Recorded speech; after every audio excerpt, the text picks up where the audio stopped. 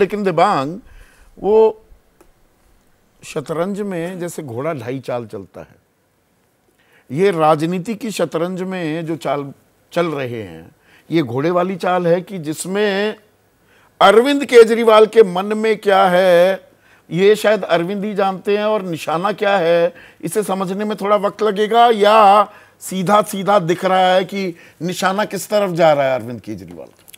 देखिए, चूंकि शतरंज मैं बहुत खेलता हूं और मुझे लगता है कि अच्छी शतरंज खेलता हूं, तो मैं बता दूं कि हमेशा यही नहीं होता कि आप डिफेंड करें।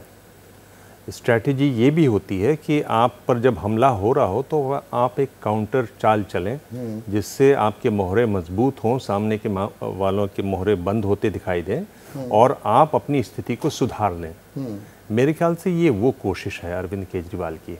यानी आप देखिए कि उन पर केस, मनीष सिसोदिया अभी बाहर निकले, एक मंत्री जेल में हैं, लोकसभा चुनाव से उम्मीदें थीं, वहाँ नंबर बिल्कुल नहीं आए, तो आप एक तरीके से घिरे हुए थे, आप बैकफुट पर थे।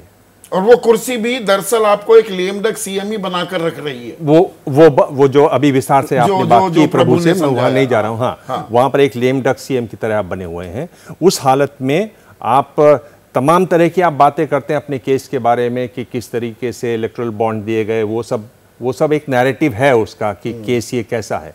उस हालत में जब आप डिफेंसिव पड़े हुए हैं और बड़ा चुनाव आपके लिए, जो चुनाव आपको आम आदमी पार्टी बनाता है, जिसमें आप इतनी जोरदार जीत एक बार दो बार दर्ज करते हैं, वहां आपकी हालत क्या कमजोर हो रही है? 53% वोट, 50 से ऊपर दोनों बार।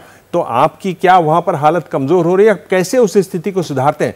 तो एक बात साफ कर दी अरविंद केजरीवाल ने। अगर आपको याद हो, पिछली बार भी जब जेल से बाहर आए थे, जिस तरह से उन्होंने अपना पहला ही बयान दिया था कि मोदी सरकार अगर दोबारा जीतती है तो योगी जी को 2 महीने में हटाया जाएगा।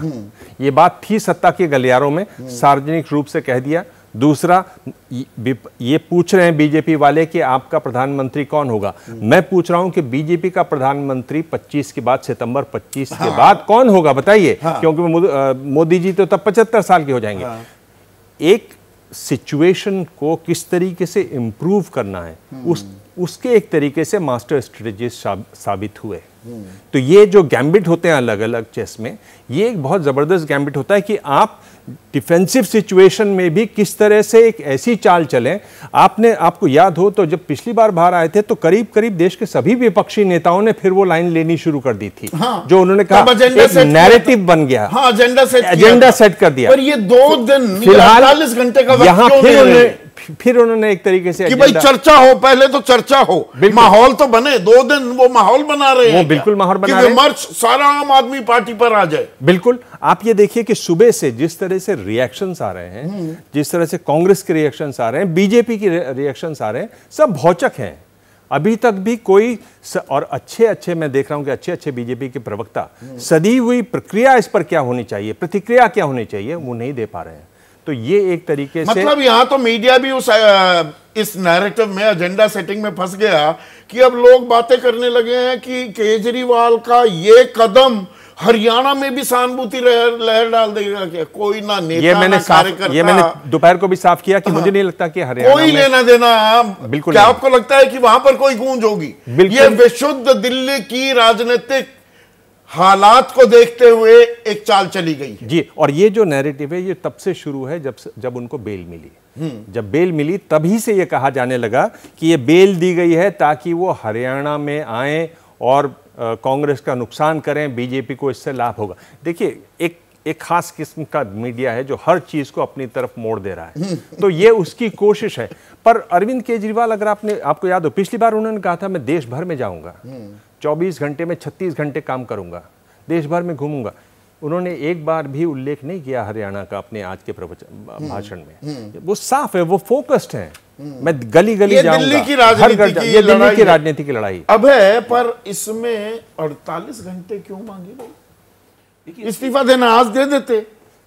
देखिए, एक तो चर्चा आपने दिमाग ने की ही कि वो लगातार चाहते हैं कि एक एक करके घटनाएं हों ताकि लगातार जो राजनीतिक डिस्कोर्स और नैरेटिव का फोकस हो वो आम आदमी पार्टी और अरविंद केजरीवाल पे हो।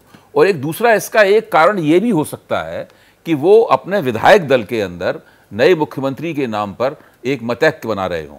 और जाहिर है वो मतक आसानी से बना लेंगे, उसके लिए 24 घंटे और 48 घंटे का समय लेना अपने आप में कोई बड़ी बात नहीं। बात आपकी सही है। आदमी पार्टी में मेरा कहना है वो आम आदमी पार्टी के नंबर 1 के सर्वोच्च नेता हैं, वो जो कहेंगे वो हो जाएगा। लेकिन मतलब ऐसे ऐसे लोगों को राज्यसभा सांसद बना दिया जिनके नाम आम आदमी पार्टी के कार्यकर्ता भी नहीं जानते थे। मेरा अर्ज ये है कि राज्यसभा सांसद बनना और दिल्ली का मुख्यमंत्री बनना दो अलग अलग बातें हैं। राज्यसभा सांसद किसी विधायक दल की बैठक में नहीं चुना जाता, वो दो अलग अलग बातें हैं। देखिए, और अरविंद केजरीवाल खुद के लिए खुद जब खड़े हो जाएंगे तब कोई सवाल नहीं होगा मुख्यमंत्री बनने के लिए। मैं सवाल इसलिए पूछ रहा हूं, जो आम आदमी जो आम आदमी पार्टी के अंदर खाने की राजनीति नहीं जानते, उनको तो ये लगता है भाई अरविंद केजरीवाल नहीं तो मनीष सिसोदिया चेहरा थे उप मुख्यमंत्री। साथ साथ आज ये भी बताया गया कि मैं मनीष से बात कर रहा था और मनीष कह रहे हैं कि जब तक ईमानदारी का सर्टिफिकेट नहीं जनता दे देगी मैं कुर्सी पर नहीं बैठूंगा।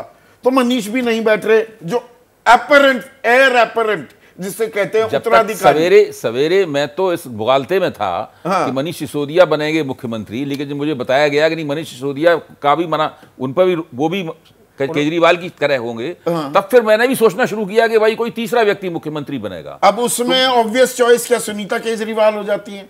ये उसके लिए पृष्ठभूमि अभी बन रही है। देखिए, ये मंजीत सिरसा ने ये बात कही है। सवेरे हम लोग जब थे तो सिरसा ने ये इस तरह का वक्तव्य दिया है, और कोई नेता इस तरह का नहीं बोला, ना भाजपा का ना कांग्रेस का, केवल सिरसा ने ये बात कही है।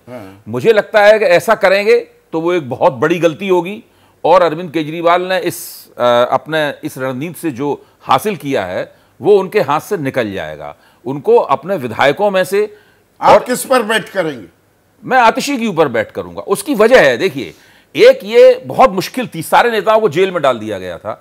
ऐसे मौके पर आम आदमी पार्टी के अंदर दूसरी नेताओं की एक दूसरी कतार उभरी, जिसने पार्टी को संभाला, जिसने सरकार को संभाला, जितने भी अधिकार थे उन अधिकारों को इस्तेमाल करके किसी तरह वो सरकार चलाते रहे। पूरा शिराजा ढहा नहीं जो भारतीय जनता पार्टी चाहती थी। देखिए, दिल्ली एक प्रयोगशाला बन गई थी कि पीएमएलए और दफा 45 का इस्तेमाल करके एक पार्टी को कैसे खत्म किया जाता है, एक सरकार को कैसे खत्म किया जाता है, ये इसकी एक पूरी प्रयोगशाला थी। इसके खिलाफ लड़ाई बहुत आसान लड़ाई नहीं थी। इस लड़ाई का भी इतिहास जब लिखा जाएगा तब समझ में आएगा कि इसमें क्या क्या रणनीतियां अपनाई गई उनके खिलाफ, और इन्होंने उस रणनीतियों का प्रतिकार कैसे किया। तो आप कह रहे हैं इसमें संदीप एक बहुत संक्षेप में देखिए, अरविंद केजरीवाल के आज के भाषण में भी उल्लेख है कि मैं चाहता था कि मेरी जगह आतिशी झंडा फहराएं। तो वो एक तरीके से वो उसको भी इशारा पढ़ा जा सकता है। दूसरी बात यह है कि 17 तारीख को इस्तीफा देंगे, 17 तारीख को जन्मदिन भी है एक प्रधानमंत्री नरेंद्र मोदी का। हाँ, और लड़ाई है हेडलाइंस की, लड़ाई है हेडलाइंस की। ये देखिए, ये मुझे ध्यान, यही तो तजुर्बा काम आता है। जैसे ही घड़ी का काटा दोपहर 2:30 पे आए, बबीता जी का दिल सास बहू साजिश के लिए मचल जाए। और ये है इनकी बहू, पूरे दिन ऑफिस की टेंशन हो जाए गॉन जब ये करें अपना फेवरेट शो फ्री टाइम पे ऑन। इनकी तरह आप भी देखिए अपना फेवरेट शो अपने टाइम पर, और डाउनलोड कीजिए एबीपी लाइव ऐप अपने स्मार्ट टीवी पर।